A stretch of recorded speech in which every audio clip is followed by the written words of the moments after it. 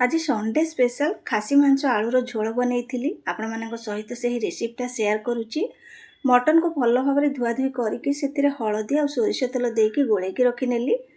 सोरिष तेल रे आलू को भाजी नहीं सारापर से अल्प टिके चीनी कलर भल आसवाई देदेली। से गोटा गरम मसला तेजपत्र आ पियाज को देकी भल भाव में भाजी नेली।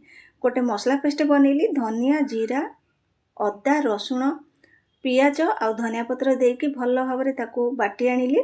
पियाज भाजी गला परे से मसला पेस्ट देकी सबुतक गुंड मसला देदेली।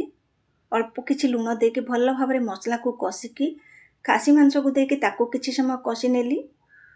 मसला सहित भल भाव में खासी मांस टिके सिझी गला परे से आलू को देकी आउ 4-5 मिनिट कषि नेली।